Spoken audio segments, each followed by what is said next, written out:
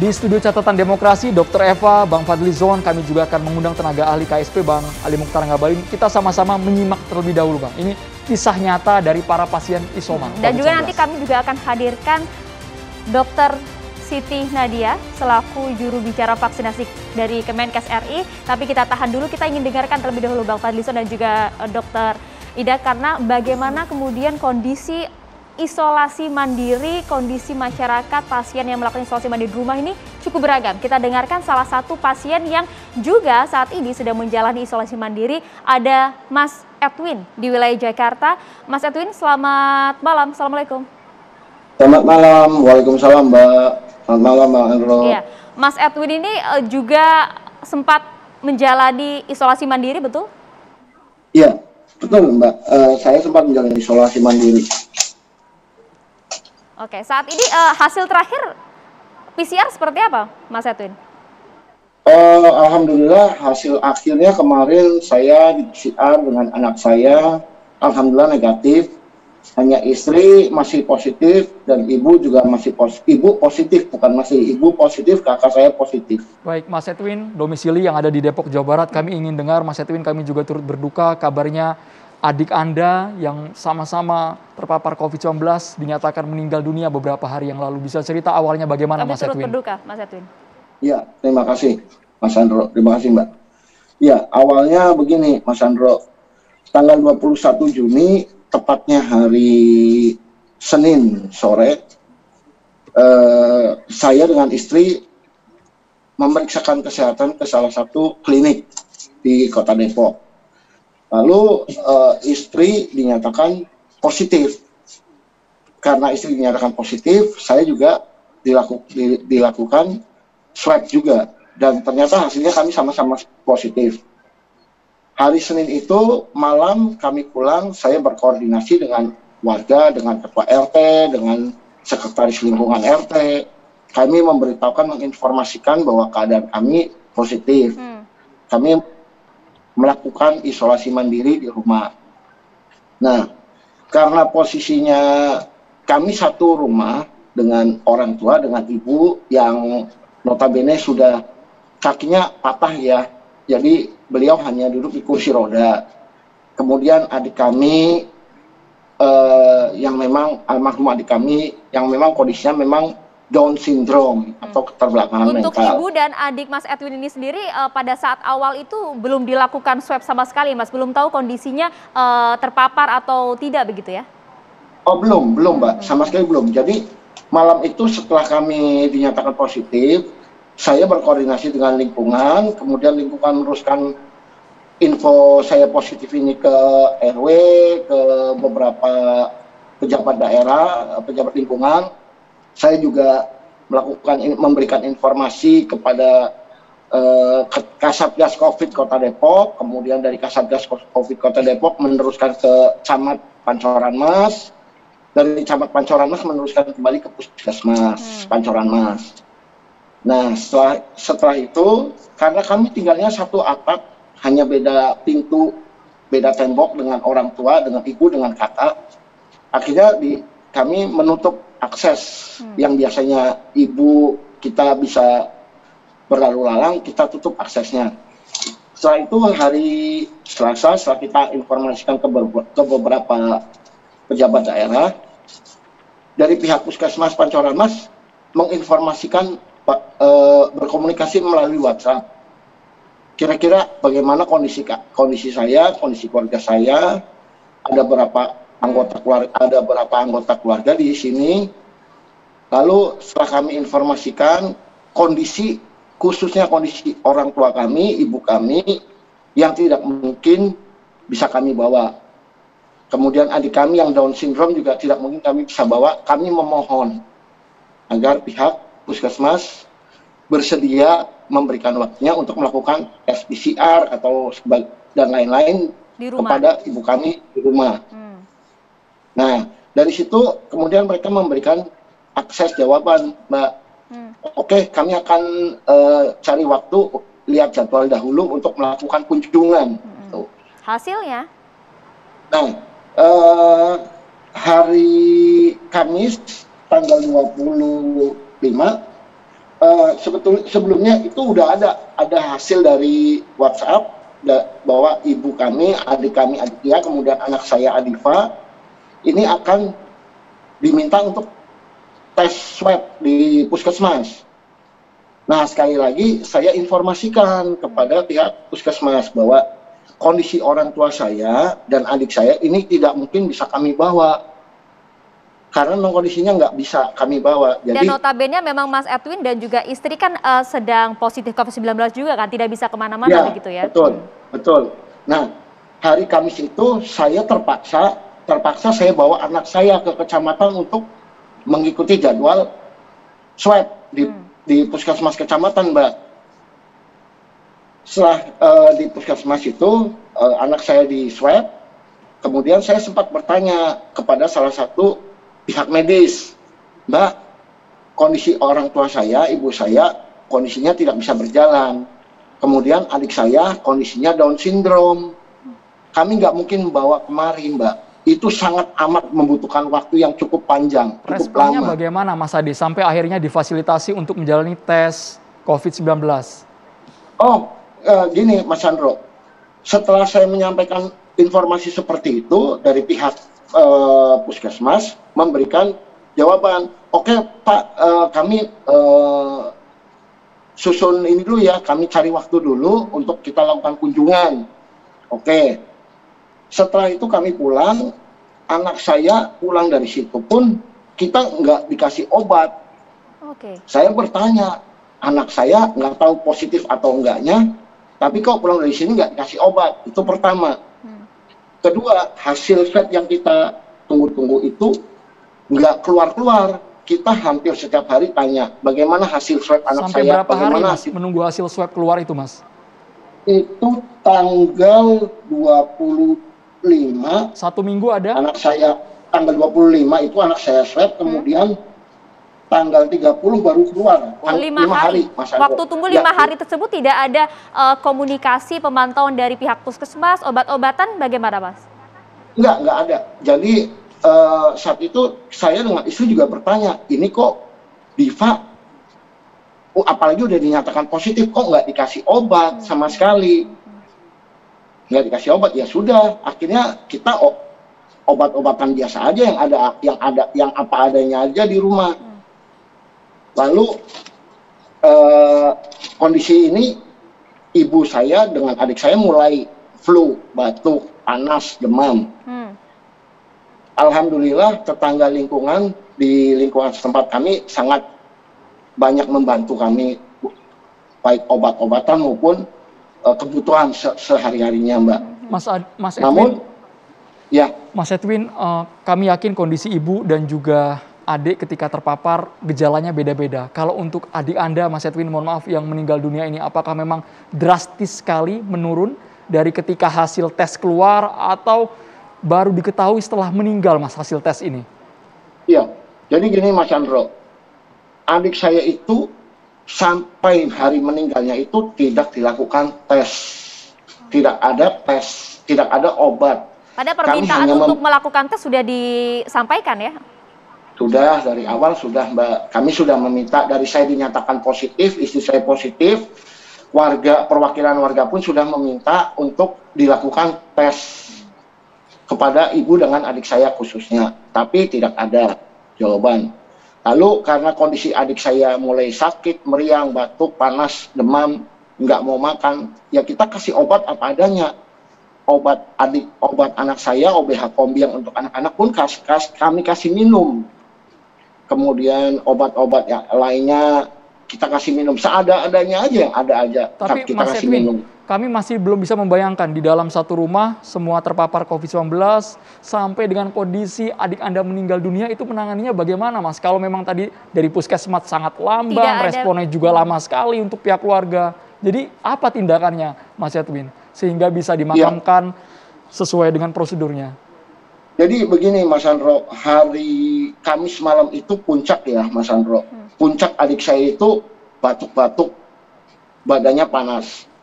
Itu kita nggak pernah menyangka lah Mas Andro. Istilahnya begini, saya yang sakit, saya yang kena positif, kenapa adik saya yang harus nggak ada? Itu yang saya sesalkan.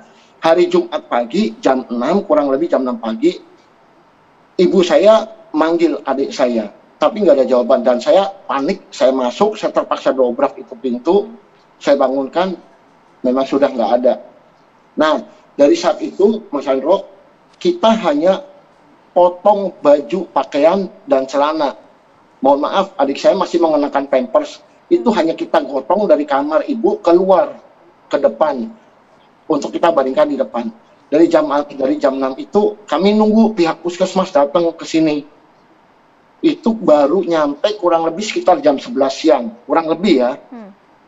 Sekitar jam 11, ada jeda waktu sekitar 5 jam. Mas Edwin, artinya kan hingga waktu itu tiba kan Anda dan juga keluarga tentunya tidak menduga kan bahwa adik Anda ini kemudian positif COVID-19, meninggal karena hal itu?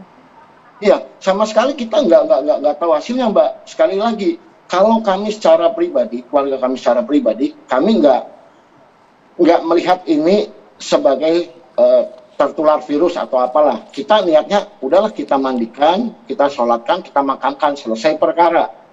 Namun beberapa warga RT segala macam juga menyarankan alangkah baiknya lebih baik menunggu pihak dari puskesmas datang dilakukan swab. Iya, tapi sampai jam berapa? Ini jenazah sama sekali nggak tersentuh. Sampai jam 10, jam 11, kurang lebih jam 11 baru datang. Sudah menghubungi kemana saja Mas Edwin? Sudah berupaya untuk menghubungi di wilayah Depok atau sudah keluar dari Depok menghubungi di Jabodetabek, Mas, untuk meminta bantuan mengenai penanganan jenazah ini? Ya, kalaupun kami meminta bantuan juga, kami minta bantuan kemana, Mas? Kita hanya bisa menunggu ya, kondisinya kami hanya bisa menunggu aja. Setelah datang petugas dari puskesmas, itu dilakukan swab terhadap adik saya dan terhadap ibu saya dan dinyatakan positif. Sudah dinyatakan positif. Nah, dari situ saya ada satu pertanyaan yang membingungkan, Mas. Jadi begini, posisinya petugas puskesmas itu setelah menyatakan hasil positif itu dia pergi. Dan saya bertanya, untuk bagian pemulasaran jenazah ini kami harus menghubungi ke siapa? Yeah. Oh, nanti saya hubungi Pak, nanti saya hubungi Bu. Tapi nggak jelas kondisinya, nggak ada kabar sama sekali. Berapa waktu tunggu yang Mas Edwin dan juga keluarga tunggu pada saat itu hingga kemudian tim pemulasaran datang? Dari jam 11 itu kurang lebih sekitar jam 3-an mereka datang, karena petugas pemulasaran juga memang saat itu sedang melakukan pemulasaran di tempat lain, Mbak. Jadi kita bisa mengerti lah kondisinya lah. Baik, Mas. Cukup mengerti dengan keadaan itu. Cuman ada satu pertanyaan lagi yang saya bikin bingung. Saat petugas pemulasaran itu datang, kemudian setelah mengkafankan jenazah dan membungkus plastik dan memasukkan peti, ya sudah seperti itu saja. Kemudian pergi mereka. Nah, kami di sini bingung. Kok di Jakarta, setahu saya, petugas pemulasaran itu ngurus bukan hanya membungkus jenazah, masukin ke peti, tapi kemudian juga membawa ke pemakaman. Ya, ini enggak, Mbak. Ini selesai dibungkus, udah mereka pergi dan mereka bilang, ambulan waiting list, Pak. Saat itu Pak D saya juga mengatakan, Win, ambil peti di damkar. Saya harus ke damkar, sewa mobil, cari mobil untuk bawa peti ke rumah. Kita bawa petinya ke rumah. Setelah di rumah, petugas pemulasaran nggak lama datang, diberesin, kemudian dimasukin, selesai, kami cari ambulan, Mas Andro. Baik, Mas Edwin, ini kisah yang sangat luar biasa. Ini kenyataan di lapangan ketika pasien yang terpapar, mereka harus bersusah koordinasinya payah bingung ini ya. kan, Maria. Mereka dilempar ke sini, mereka dilempar sana, padahal lagi kondisi berduka, mereka lagi terpapar. Mas Edwin, sekali lagi kami turut berbelasungkawa. Mas Edwin, terima kasih sudah berbagi cerita di Catatan Demokrasi. Ini gambaran di Depok, Jawa Barat. Terima kasih banyak Mas Edwin, salam juga untuk keluarga, semoga tetap sehat dan juga semangat selalu. Sekali lagi kami tim TV One, tim Catatan Demokrasi turut berduka cita atas kejadian yang menimpa adik Mas Edwin. Terima kasih Mas, selamat malam. Assalamualaikum. Setiap daerah memang kisahnya berbeda-beda, ada yang memang ini kenyataan sangat lamban penanganan. Tapi Dr. Farhan ini di Puskesmas Duren Sawit berbeda halnya seperti di Depok tadi. Kabarnya ini 24 jam non-stop mereka bersentuhan langsung dengan pasien COVID-19. Kita akan dengarkan langsung, kita akan berbincang, sudah ada Dr. Farhan di sini. Dr. Farhan, selamat malam. Malam, Mbak. Ya, Kepala Pelayanan Kesehatan di Puskesmas Duren Said. Mas, bisa diceritakan bagaimanakah Anda dan juga teman-teman kemudian harus bekerja keras sebagai garda terdepan menangani sejumlah masyarakat pasien COVID-19? Apakah kemudian Anda juga menyaksikan hal-hal yang tadi Anda simak beberapa saat lalu, laporan-laporan langsungnya? Mungkin boleh sedikit saya jelaskan. Kami di Puskesmas Kecamatan Duren Sawit untuk penanganan COVID-19 ada beberapa unit. Yang pertama terkait dengan tracing yang dilakukan oleh teman-teman dari Puskesmas Kecamatan Duren Sawit. Lalu yang kedua terkait dengan pengobatan pasien-pasien dengan gejala infeksi saluran pernafasan atau COVID-19.